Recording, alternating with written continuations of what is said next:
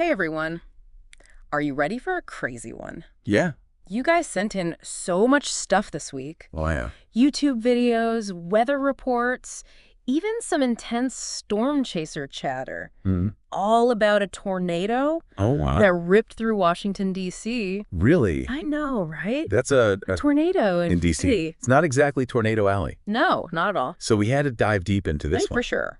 We want to figure out how it happened, why it was such a big deal, Mhm. and most importantly, what you can learn from it Right. in case something like this ever happens near you. That's a good point. You never know, right? Right. It's true. Tornadoes of this scale in a major city are thankfully very rare. Yeah. But that's also what makes this event so important to understand. Right. We've got eyewitness accounts from the storm chasers who were right there, official weather reports, and news coverage showing the aftermath. That's amazing. Putting all of this together will give you a really clear picture of what went down that day. Absolutely. So let's start by setting the scene. Okay. Imagine this. It's a warm, humid day in D.C.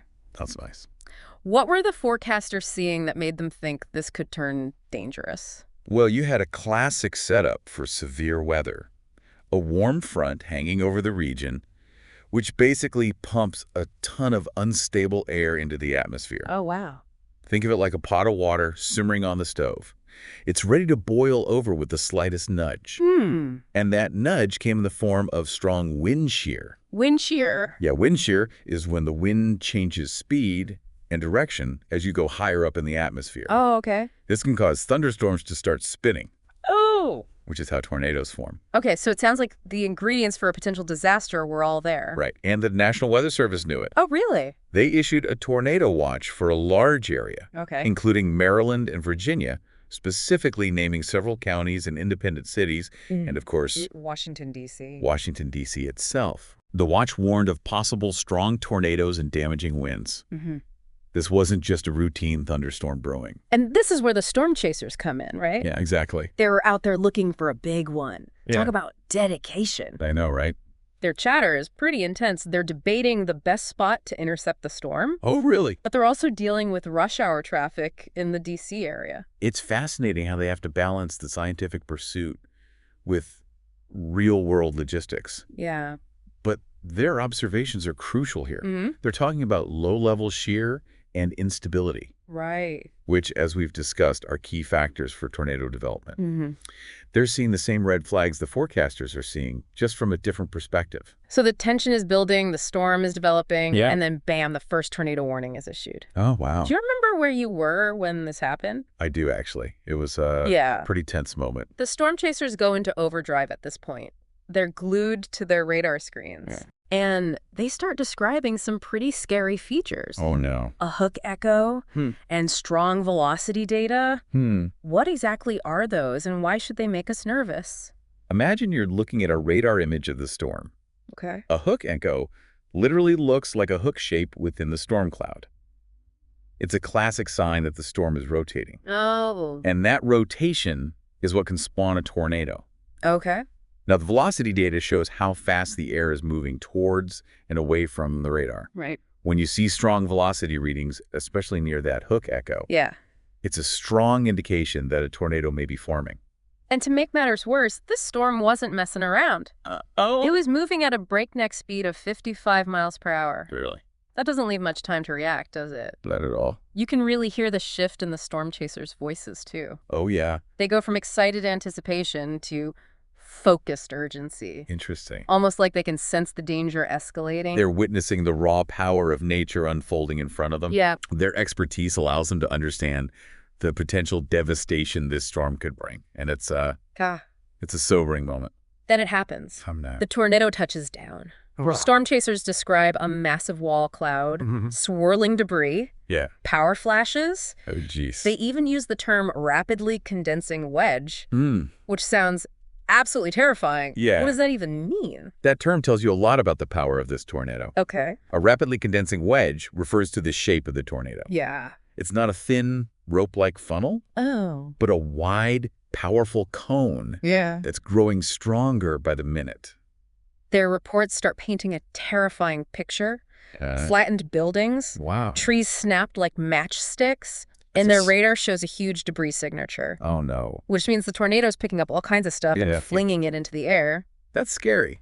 Yeah, it's easy to get caught up in the sheer scale of this storm, all the meteorological details, but right. The human impact is what really hits home. Yeah. Imagine yourself in D.C. that day. Right. You're probably going about your day not thinking too much about the weather. Right. Suddenly, you're getting these urgent warnings about a tornado. This isn't some far-off threat. Right. It's happening right now in your city. And this is D.C., yeah. Not somewhere in the plains where people might be. Right. Unfortunately. Yeah. More used to tornado threats. Right. The sense of shock must have been incredible. Absolutely. You've got people in high-rise buildings stuck in traffic. Oh, gosh. Going about their daily lives. Then that tornado warning. Yeah. Turns their world upside down. Oh. The reports mention people taking shelter in subway stations, in the basements of museums, right. Anywhere they could find safety. Yeah. Can you imagine the fear and uncertainty? It's hard to fathom. Yeah. And let's not forget the first responders. Oh, right. They're rushing into a chaotic scene, downed power lines, debris, blocking roads, buildings damaged or destroyed. Oh, wow. They're working tirelessly to reach those who need help, knowing that every second counts. It's incredible to see how people come together in times of crisis. Yeah. You hear stories of neighbors helping neighbors, strangers offering shelter and support. It reminds you of the good in humanity, even amidst the devastation. It's a testament to our resilience as a species, our ability to adapt and support each other when things get tough. Yeah. But the scars of an event like this run deep. Right. The news reports mentioned hundreds of casualties, a truly heartbreaking toll for a city that rarely sees such destruction. It's a stark reminder of how powerful and unpredictable tornadoes can be. It is. Even with all our technology and forecasting capabilities. Yeah. And the economic impact is staggering, too. Oh, yeah. We're talking billions of dollars in damage to homes, businesses, infrastructure. The road to recovery is going to be long and challenging for D.C. No doubt about it. But amidst the tragedy, there's also a glimmer of hope. The storm chasers, even while dealing with the loss of their friends, are focused on the scientific value of the data they collected. Okay. They know their work can help us understand these storms better and potentially save lives in the future. It's incredibly selfless of them. It is. One of the storm chasers, Alonzo, is even planning to dedicate his graduate studies to researching subvortices within tornadoes. Wow. Subvortices are like mini tornadoes within the larger one. Oh, wow. And they can cause sudden shifts in the tornado's path and intensity. Understanding them better could be a game changer for predicting these storms and giving people more accurate warnings. It's a powerful reminder that even in the face of profound loss, we can find purpose and drive to make a difference. Alonzo's research could help us understand these deadly storms in a way that was never possible before. And this speaks to the broader legacy of this event. Right. The Washington, D.C. tornado, as tragic as it was, could lead to better forecasting, improved warning systems, and ultimately fewer lives lost in the future. That's a powerful thought. It is. And it brings us to another critical aspect of this event. Okay. The role of communication. Communication. In any disaster, Yeah. but especially with tornadoes. Yeah. Communication is key. Right. We're talking about minutes, even seconds. Wow. That can make the difference between life and death. We saw how the National Weather Service issued timely warnings, but did those warnings reach everyone who needed them? That's a good question. Did people understand what they meant? How do we ensure that information gets to everyone? Right. Especially in a diverse city like D.C., where language barriers and access to technology might be issues. These are crucial questions. Yeah. And they highlight the fact that effective communication goes beyond just sending out alerts. Okay. It's about building trust with the community, Right. making sure the information is clear and accessible to everyone, Yeah. and empowering people to take ownership of their safety. So it's not just about having the latest technology, Right. the sirens and the apps. Yeah. It's about making sure people understand the risks and know what to do when those warnings come through. It's about preparing beforehand, Right. not just reacting in the moment. Exactly. Think about it this way. Yeah. If you received a tornado warning on your phone right now, would you know what to do? That's a good question. Where would you go? Who would you contact? Having a plan in place beforehand can make all the difference. This is where community preparedness becomes so vital. Yeah. It's about having those conversations with your family, your neighbors, your community leaders. Right. Making sure everyone knows what to do when a tornado warning is issued. It's about fostering a culture of preparedness, where everyone understands the risks and feels empowered to take action to protect themselves and their loved ones. And it's about inclusivity. Right. Are we reaching everyone in the community with our warnings? Yeah, that's a good point. What about people who don't speak English? People with disabilities? People experiencing homelessness? Those are such important considerations. A warning system is only as good as its ability to reach and be understood by everyone who needs it. Absolutely. And in a city as diverse as Washington, D.C., it's essential to have communication strategies that cater to a wide range of needs and circumstances. Right. We can't just assume everyone has access to the same information. Yeah. Or understands it in the same way. This deep dive has been incredibly eye-opening. Yeah, it has. We've gone from the science of how this rare tornado formed to the human stories of resilience and the crucial role of communication in disaster preparedness.